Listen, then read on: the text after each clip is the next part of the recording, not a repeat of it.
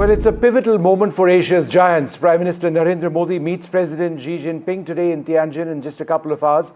That ignites a reset, well, one hopes, or one needs to wait and see, in India-China relations, which were strained by the 2020 Galwan clash.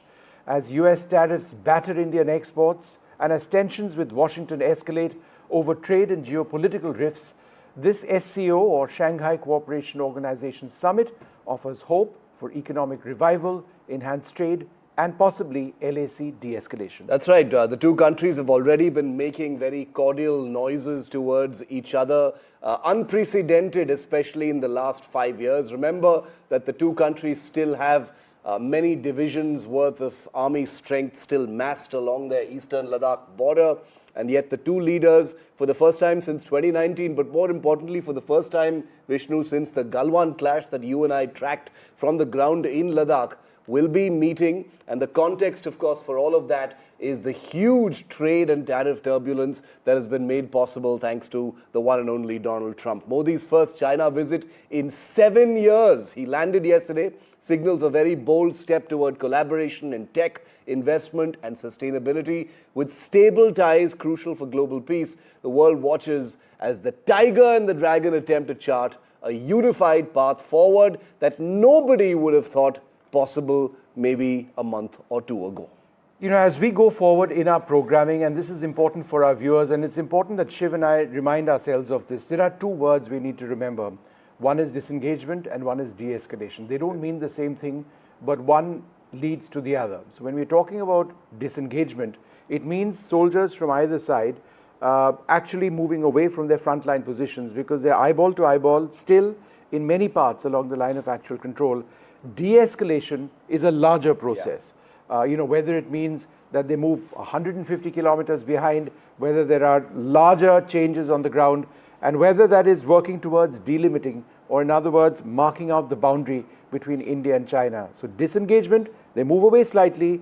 De-escalation, the larger process. But we've got all of that and a lot more, Shiv. It's incredible because the military situation between the two countries has entered a deep freeze, but the two countries have been making noises towards a different approach towards border management. Who knows, maybe there will be a big announcement when the bilateral takes place in just about 90 minutes Are from we having now. a bet on this? We can have a bet on that. Let's see if there's a big my, border my, takeaway. my bet on this, Shiv, is that it's not going to be very big. Okay. There will be economic measures which are announced. They'll talk about air travel. But they will announce an intention That's to it. Just an have a new approach. To have a new approach to border to management. figure out the border issue, nothing more than that. Yeah. Okay. Perhaps that's a. So that being the case, should I just go home now? Because it's not all that exciting in that case. Let's find out from Aditya, in fact. Aditya Raj Kaul, our senior executive editor, just on board here at NDTV, is with us live. As you can see, he's on his way to the SCO. Priyanka Deo joins us live from Chicago as well, because obviously the United States is very much part of what's going on right now in Tianjin. Aditya, you're making your way there. Obviously, lots of VIP movements there in Tianjin. So good to see you, in your wheels, getting to the SCO summit to get NDTV the best possible front row coverage of what's really happening. What's the mood like? What's the buzz on the ground before this very, very important handshake? For the big handshake that's going to happen in a couple of hours, Shiv, I can tell you I've been here for almost more than 30 hours now. The roads are silent. There are not many people on the roads. The traffic is almost out. It almost seems that the Chinese government has asked people to go on a vacation during the SCO summit, as happens during multilaterals, really. But as of now, Prime Minister is here, and the first big meeting that will happen is between the Prime Minister and Xi Jinping, the big handshake. I've been speaking to government sources here who indicate that nothing big, concrete is likely to happen, but certainly it's the beginning of the reset of the ties. Really, there could be some measures on the people-to-people contact, and that would be the grassroots, really, and the foundation of bigger steps that are likely to happen in the next few months. So, SCO leaders meeting also, and the joint declaration that will come out after the SCO meeting is of critical importance, because India is pushing that the entire SCO grouping needs to condemn terrorism, needs to condemn the cross-border terrorism element also. And Shiv, just a few hours ago, Shehbaz Sharif, and his Foreign Minister Ishaq Dar have landed here. So it would be interesting to see SEO grouping, which had not mentioned Pahalgam last time when Defense Minister was here. Will it mention Pahalgam? Unlikely so. But will it condemn terrorism and cross-border terrorism? We'll have to wait and watch. All right, let's go across to Priyanka Deo, who joins us from Chicago, America, a very important element in all of this. India and the United States are at their lowest in terms of the bilateral relationship with America in a very long period of time, utterly unexpected, but that's the reality now. If there is a broader geostrategic realignment at whatever way, which impacts India and India and China, it obviously impacts the United States as well. How closely is America watching this, Priyanka? I think Donald Trump has NDTV on live right now, and he's watching the two of you and all of us on screen. This diplomatic engagement shift comes as Washington, under President Donald Trump, as we know, has imposed sweeping tariffs just a day or two ago, 50% in total on India's goods in response to India's continued purchase of oil.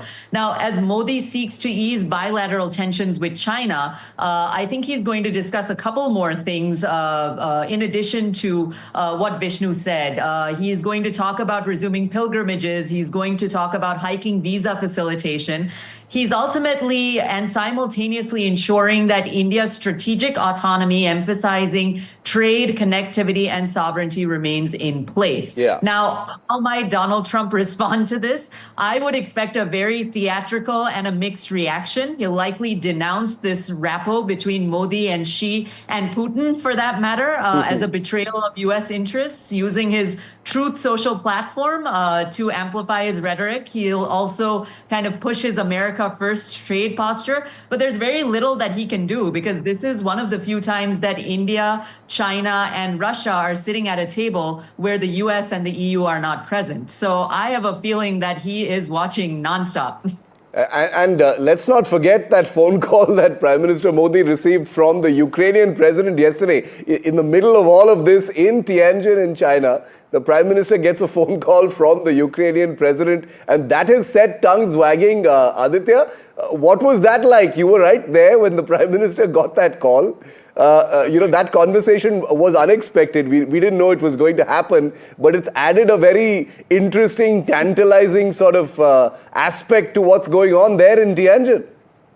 Just like Priyanka was mentioning, Shiv, that, the White House, not just Trump, the entire White House would be watching very closely what happens here at the SCO, the entire, bonhomie between Prime Minister Modi and other leaders, especially tomorrow as well, when Putin and Modi would be meeting. And amidst this, the phone call between Zelensky and Modi, clearly Zelensky has, lost his patience with Trump because in the last 6 months, there have been several assurances that have come in from the White House, but clearly no headway. I mean, Trump, before Jan 20th, came on that promise that he will, within the next 6 months, resolve the crisis, not just between Ukraine and Russia, but in Israel and Hamas as well. But no headway, clearly. There have been, in fact, veiled threats that have been coming in from the White House. But as of now, the entire world closely monitoring the situation here in Tianjin, in China, to see what will be the outcome of the SCO declaration and how is the economic cooperation really going to work out, particularly between Russia, China, and India? I think it's interesting, the entire Zelensky phone call, because remember, in as much as we talk about President Xi and Modi meeting in a little while from now, he meets President Putin tomorrow in Tianjin. And if the road to peace does indeed go through New Delhi, to use Peter Navarro's own words, then this is an interesting dynamic, because if the Prime Minister has some sort of a say in persuading the Russian president, right, to sort of push for peace, get the job done, then perhaps the entire business of tariffs on Indian import of Russian oil can be looked at afresh as far as Washington is concerned. My point being, Shiv, that this could be a complex geopolitical play which is taking place at various levels. It's incredible because all the pieces are at play. That's the incredible thing of what we've seen in the last 24 hours with Priyanka in the US and Aditya and Gauri in China. It's a big chessboard, and I don't think anybody has war-gamed it completely. There's unpredictability in the United States. We aren't talking about war, my friend. We're talking about peace. Let's be very clear. This is war. This is a trade war. This is a tariff war. India and China have been in a war-like freeze situation in Ladakh for 5 years now. The hope is that this handshake brings in a sense of normalization between the two countries. They are, as Vishnu first reported, going to start resuming flights very soon as well. So this is Achhe Din as far as India and China is concerned. And Aditya, you know this. You know, Achhe Din are very few and far between. So this is a strategic shift. Apart from being a reset, it's also a strategic shift because things have changed so dramatically in the last couple of weeks between India and the United States. I don't think either country sort of foresaw that things were going to accelerate this quickly. Well, certainly diplomacy is not instant noodles, and diplomacy takes time, especially when the Trump tariffs are underway, and you don't know. There's an unpredictability factor really in this new international order. But clearly, here at the SCO summit, we are all prepared, and the first big handshake between the tiger and the dragon is going to happen. What kind of a tango will that be? As you mentioned, Shiv, rightly, and Vishnu, there's been a trust deficit, particularly after Galwan, but also after the, Operation Sindoor, where China was coming militarily and, sharing intelligence with the Pakistani ISI and the army. In fact, I was, mentioning how the Chinese equipment was also used by the Pakistani Lashkar-e-Toiba terrorists during the Pahalgam attack, the Ultra sets or the Alpine app that was used by them. So clearly, there's a trust deficit. There's more that China needs to do. They need to walk the talk. They can't just condemn terrorism and then shield Pakistan time and again. And there needs to be a strong voice against terrorism that needs to come from the SCO platform itself. Apart from that, on the economic cooperation factor, more than the SCO on the sidelines when India and China meet and India and Russia meet, when Modi and Putin meet, there'll be much more to talk about. India has, of course, decided that the trade with Russia will continue as normal. There could be bullying coming in from Trump and the White House, but that does not matter. In fact, the New York Times yesterday reported that Trump has decided not to visit India for the Quad Summit. There's no official confirmation as such till now, either from the White House or India's Ministry of External Affairs, but it is certainly a big decision just hours before the SCO summit begins. As we'll come back to both of you in a moment, also joined by Sana Hashmi, Dr. Brahma Chelani, and John Rosomando. I'd like to thank all of you very much for being with us. John, let me come to you first. Fairly unthinkable for a lot of us who've observed the differences between India and China for the last several years to have Modi in China and India and China talking peace. How does that reshape the dynamic with Washington? Well, I think that it's just another case of Washington miscalculating geopolitics. It reminds me a bit of in the last administration where then President Biden went and snubbed the Saudi Crown Prince Mohammed bin Salman and pushed the Saudis toward China. I think, the United States is a world away from China. China's your next door neighbor. You have to deal with them in any way, shape, or form. And now it's become in India's best interest to try to have the best relationship it can with its next door neighbor. And I think this is going to come back to bite President Trump in the long run. Go ahead. I was just going to bring Sana in for a moment. Sana, welcome to all of you once again. Thanks for being with NDTV. An important day. Apart from the optics, we are expecting some announcements of some measure. But Sana, I know you have been, and rightly so, skeptical of the India-China handshake. You have raised questions about the circumstances in which they happen. How are you reading today's meeting, and all the surround sound around it? Thank you, Shiv.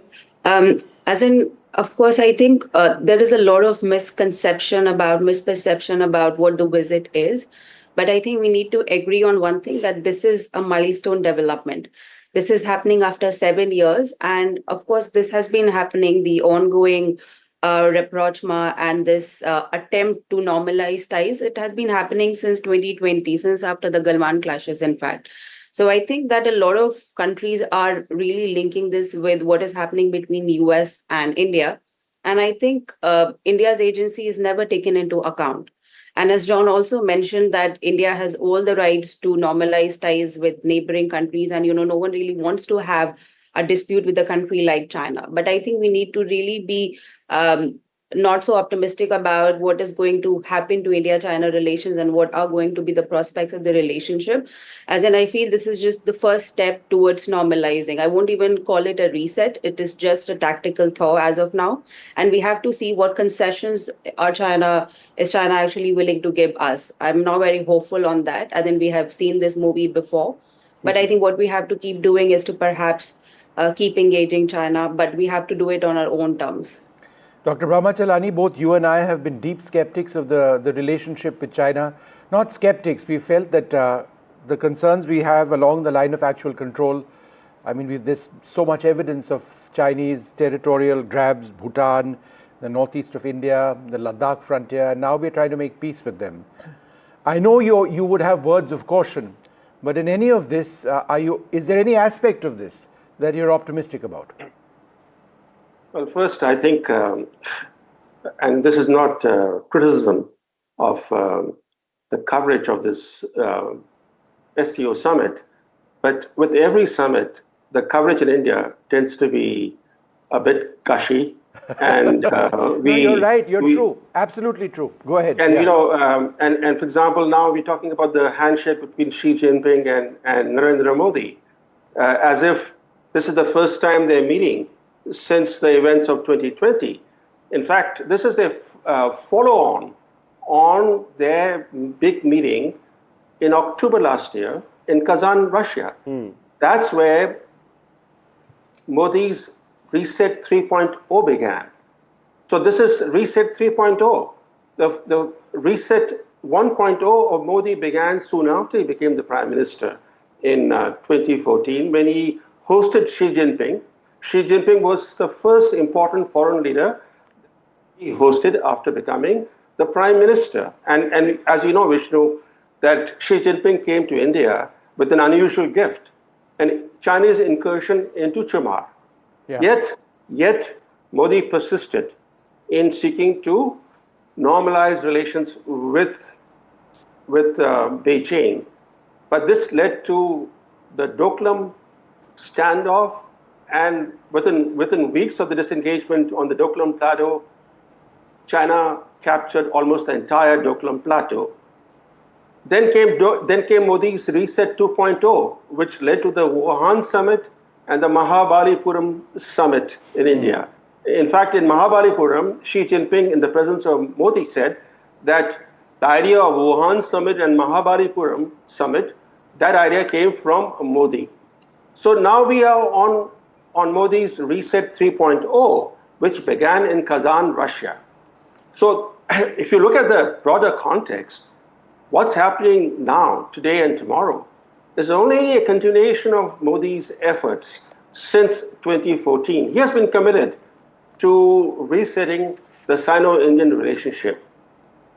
The question, though, is that is India yielding ground? For example, now we keep talking about, and this is a very important thing, we keep talking about the Galwan Valley clash as a defining moment, as a starting point, and both you and Shiv know very well that the Galwan Valley was not the cause of the India-China rupture. It was the consequence of what Beijing did. It was China's stealthy land grabs of April 2020 Ladakh that led to a series of clashes that began on May 1st. May 1st was the first important clash between Chinese and Indian troops, and Galwan only happened in mid-June. And yet, all the media outlets in India are seeking to obscure the real issue, which has still not been resolved, which is China's land grabs. And as you mentioned, Vishnu, that only disengagement has happened. There has been no de-escalation, no de-induction of forces from the frontier, and certainly no rollback of the Chinese incursions. In fact, India has given up its own demand. The army chief said it, that there has to be status quo ante. The MEA said in statements that India will insist on status quo ante as a prerequisite for fully normalizing relations with China. Today, and this isn't even appearing in Indian media. India has quietly given up that prerequisite. Nobody's talking about status quo ante. Instead, we're talking about peace and tranquility along the LAC. So Right. in other words, we have moved from status quo ante to peace and tranquility. So who's yielding ground? Yeah. No, absolutely. I take your point. Absolutely. I mean, we need. There's all the reasons that you have explained. We need to be wary of this relationship. But John, let me come back to you at this stage. For all the reasons that Brahmachalani mentioned, India and the United States do remain, at one sense, important partners, strategic partners. In a sense, as a buffer, India needs to be a buffer to China as a growing economy for all these geopolitical reasons which have been outlined. And yet, Trump wants his own trade deals with China. He wants a greater engagement with China. And therefore, there is that aspect of it as well. Do you believe that this is a larger churn where America first has to figure out what it wants to do with China? Do you want to be a partner? Do you want to be an adversary? How is Washington looking at Beijing before we can actually figure out how Washington and Delhi can work together, as far as China is concerned? Well, I think there's a growing consensus in Washington that China is an adversary of the U.S. that aims to undermine the U.S. at every turn. Yet I think there's a certain element, in the Trump camp of trying to appease China to maybe get it to back down on some of its belligerent activities, both militarily and also it's stealing our secrets from our universities and so forth. But I think that's entirely naive. I think the United States and India are both democracies. All the other members of the SCO are authoritarian regimes. But India, stands alone. You're the largest, nation now in Asia. You have more population than China, and you're a growing economy. And I think the United States should be focused on building a closer, friendly relationship with India instead of pushing India into the Chinese sphere. What I'd like to do very briefly is actually go through a couple of very important talks. We keep talking about Xi and Modi, and that's, of course, at the highest level there is. That said, it's Wang Yi, the Chinese foreign minister, and Ajit Doval, our special representative, and of course our foreign minister as well, who've been engaged in talks. After Galwan in 2022, Wang Yi visited India. Then in September 2020, September 2021, the External Affairs Minister met Wang Yi as well. 2023, on 2 occasions they've met. And 2025, there have been 2 occasions as well. Remember, the foreign minister went to the SCO foreign ministers meet in China just a few months back. And now Wang Yi, just a few days back, was here in India. And I would suspect that it's this level of engagement which is actually propelling whatever it is that we may be headed towards. So Sana, would you like to sort of perhaps comment on that? Because what we have seen is Ajit Doval and Wang Yi pretty much reach a consensus that, look, we want to figure out the boundary issue. We want to delimit the boundary. We want to sort out problems in Ladakh and in the east. And now our political leaders have to give us the signal. That to me is the summary of what the two have achieved, which is actually taking things forward a big way. Do you actually believe that everything has been done short of the two sides getting down to the business of actually figuring it out once and for all? I don't think so. I think it has existed for over 70 years, and I don't really see the boundary dispute is going to be resolved anytime soon. And it's primarily because of China. I think India has shown willingness. India has done whatever it could to convey to China that this is an issue that needs urgent resolution, but we haven't really seen anything on that front. And of course, it's in China's interest to keep it alive, to keep it intact. So I think I don't see a major breakthrough on the border dispute. And of course, all these talks have been happening since at least the 1990s. Special representative talks have been going on since 2003. This is just considered as a confidence building measure. So I think I'm losing hope with respect to confidence building measures. China has been violating all these agreements, confidence building measures. So I have no evidence I can see, and I can say that, now it's not going to happen again. And then I think it's not a matter of if, it's a matter of when is it going to happen. So I feel that it's nice, it's good that we are having engagement, we are having dialogue with China. But then I feel somewhere that we have to keep the border dispute on the front.